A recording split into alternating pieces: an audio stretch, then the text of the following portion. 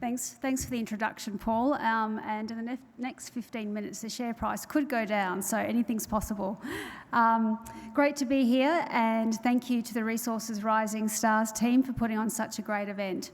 Right, I'll crack on. Derek's a bit of a hard act to follow, but I'll give it a go. Eastern Metals is a base and precious metals explorer with two advanced exploration projects, Homer Bullion in the Northern Territory, which has a 3.1 million tonne copper resource at 2.9% copper equivalent, and Browns Reef in the Southern Cobar Basin. The company, those two projects were acquired from Wesfarmers prior to listing in October 2021. The company offers investors sort of de-risked exposure to strategic materials such as copper, which is recognised as a critical mineral worldwide. In my time today, I'm going to be talking about the Cobar, Browns Reef in particular, and Homer Bullion, because that's where we've got a bit of activity going on at the moment. First, corporate snapshot. We currently have a market cap of somewhere between 2.4 and 3 million at the moment, 1.1 million in the bank as of 30th of June. Since that time, the second tranche of a placement from a cap raise that we did with Taylor Collison in May has come through. The board is highly experienced with a breadth and depth of experience across exploration, discovery, development and monetisation. As for myself, I am a geologist by trade. I grew up in a mining manufacturing town in a remote part of South Australia called Whyalla. My family all worked for BHP, and yeah, the mining industry has been a big part of my life, and it's a great industry to work in. I really love it.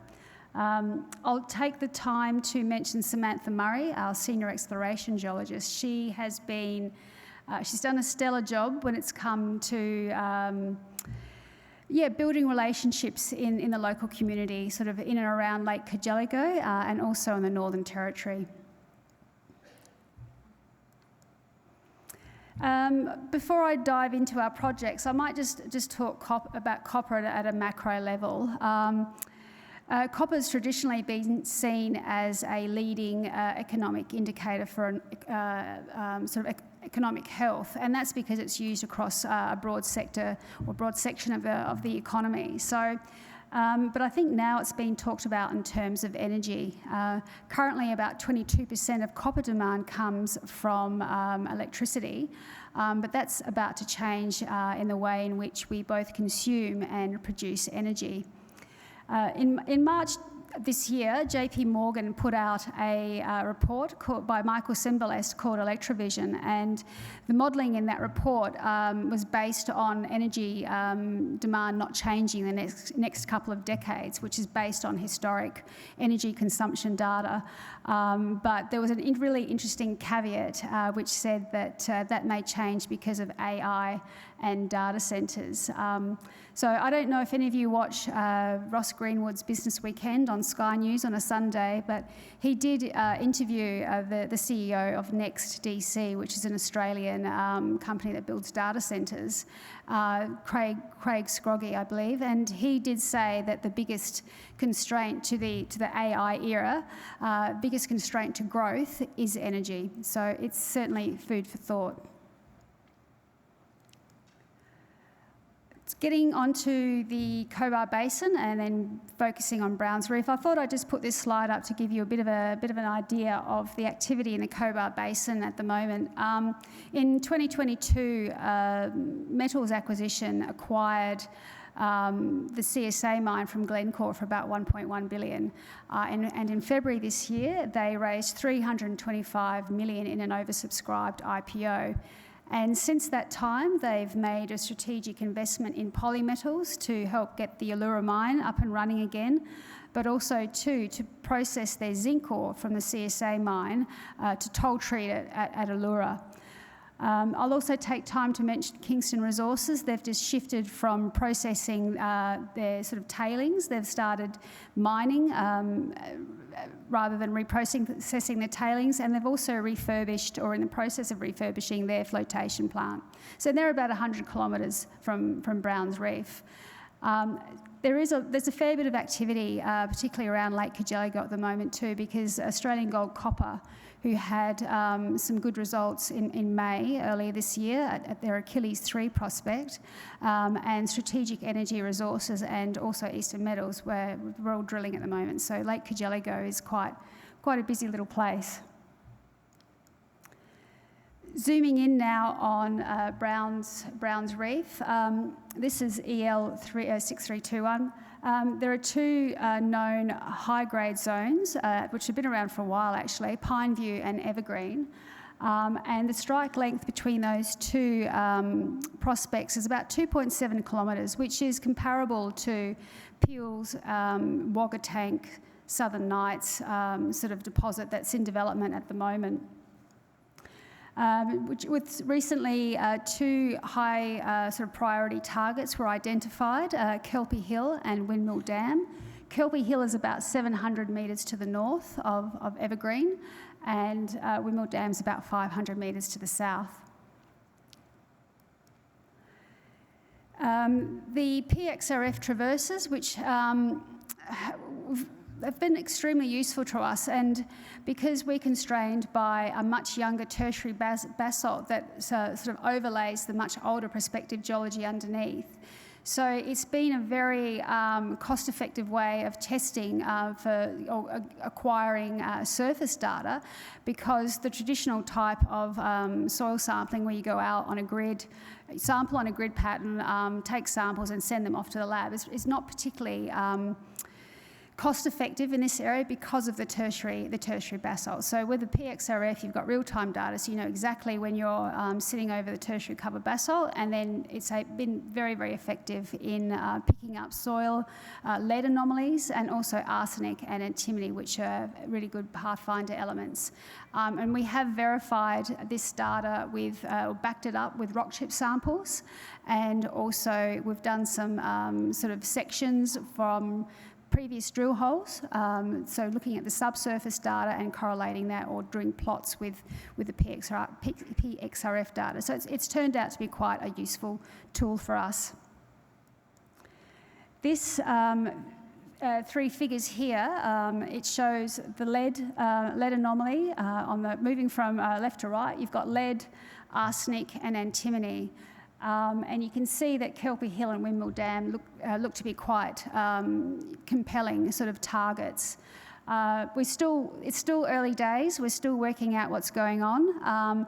But what's interesting is that Evergreen, which has had some drilling into it, has had some high-grade results. So I think one of the 19, I think it is there, it's got what is it, about 12.5 metres at 8.1% lead and 2.6, whatever it is, sort of lead. Yeah, you can see it for yourself. I'll let you go through that. So what's next? We have put down 3 RC holes, 2 into Kelpie Hill and 1 at Windmill Dam. We are going back in next week to put diamond tails on 2 of those RC holes, 1 each at Kelpie Hill and Windmill Dam, and then we'll also be putting in 2 diamond holes at Evergreen to test an extension to the north. We're also looking at doing an IP survey, and that will enable us to see through the much younger tertiary basalts. So hopefully that will also generate some targets, and that combined with the PXRF, where in areas where there is no tertiary basalt, we should be able to start to build, and drilling, we should be able to start to build a bit of a picture. Moving on to the Northern Territory, home of bullion. We have ground, 2 sort of northern and southern group of tenements. Home of Bullion and Prospect D is where we're focusing our attention, but you can see that they're strategically well located. You've got the Stuart Highway to the west, and you've got the Darwin-Adelaide Railway line to the east, along with the Amadeus gas pipeline. So as far as infrastructure in the Northern Territory, it couldn't get much better, really. I guess the biggest constraint is processing. Prospect D is a copper-nickel prospect, and there's about 2 kilometres of mineralisation that's been mapped at surface, and there's also Mulbangus, which is a prospect to the northwest of Homer Bullion, and between those two there's quite a significant magnetic trend. This is a long section of Homer Bullion, and it's currently it's a structurally controlled polymetallic deposit made up of sort of 2 lodes, sort of main, upper and lower, and then the south lode.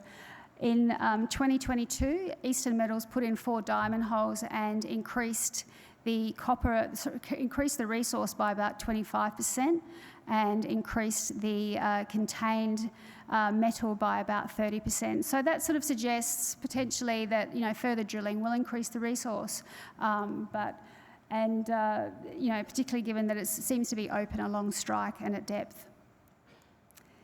This is a zoomed-in sort of bird's eye view. It's a very technical diagram, but it's a structural interpretation. It's thought that this is folded, there's folding happening, and that the sulfides are concentrated in the hinge zones of the folds.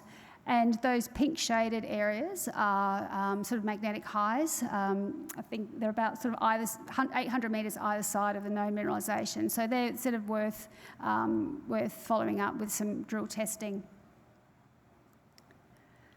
We received a co-funding government grant from the Northern Territory Government in June, and we are looking to do an IP survey over the magnetic trend sort of from either side of Homer Bullion within the tenement 23618, I think it is, anyway.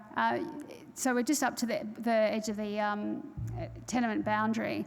And the idea with that is that KGL Resources have a deposit called Jervois, which is in the same geological province, the Aileron province, and that's to the southeast of Homer Bullion, and that's got a 12-kilometre strike length, and there are pods of mineralisation along that strike length. They've got to about 24 million tonnes at 2% copper in that location. So the idea of doing an IP survey is to integrate that data with the existing magnetic and gravity data and generate drill targets to see if there's any analogies. So we're looking to do that, all going well, later this month. So in summary, Eastern Metals has 2 advanced exploration projects in well-known mineral provinces. We have a 3.1 million tonne copper resource. We offer investors sort of de-risked exposure to strategic metals. And we've got a low EV entry point, so our EV's about 1 to 2 million. So I think, like most companies here, we're cheap. And I think that's I'm pretty much done. So thank you for your time and attention. I will leave you with a disclaimer. Thank you.